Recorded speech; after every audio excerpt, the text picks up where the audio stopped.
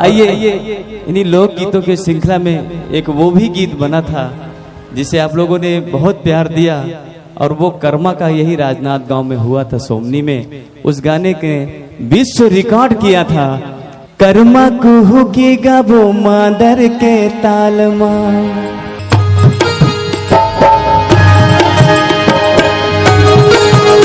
तालियां भी होना चाहिए।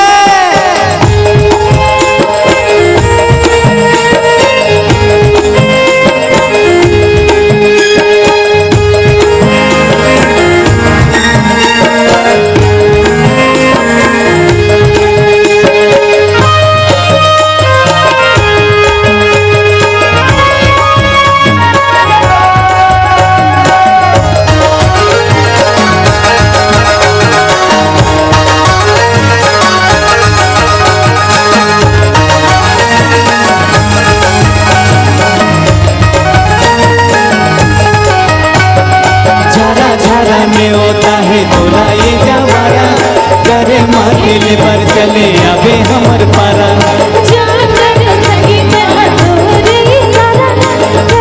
खेले पर चले आओ तुहर पारा।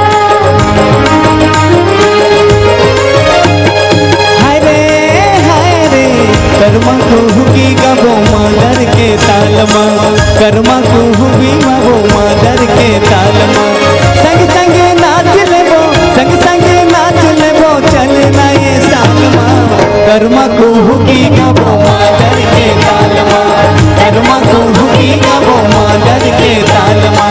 संग संग नाच लेबो, संग संग नाच लेबो, चलना ये सालमा। कर्मा कुहू की गाबो मादर के तालमा, कर्मा कुहू की गाबो मादर के तालमा।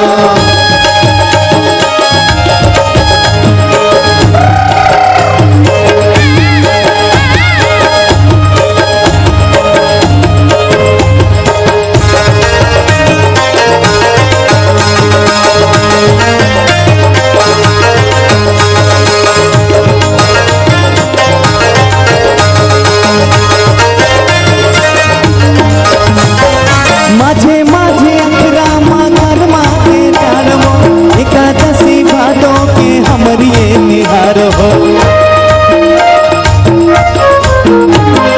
जाई बोहे आबे तय करके सिंगार हो, गरम कहानीला सुने हो के दियार। धन देवे दागा मोला, धन देवे दागा मोला, संग कौनो चालमा। कर्मा कुहू की गाबो मादर के तालमा, कर्मा कुहू की गाबो मादर के तालमा। संग संग नाच लेबो, संग संग नाच लेबो, चलना ये सालमा। कर्मा कुहू की गाबो मादर के तालमा, कर्मा कुहू की गाबो मादर के तालमा।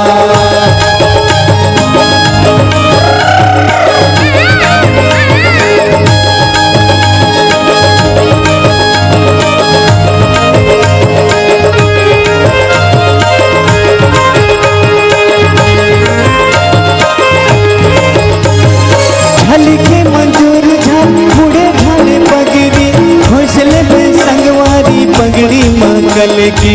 अच्छा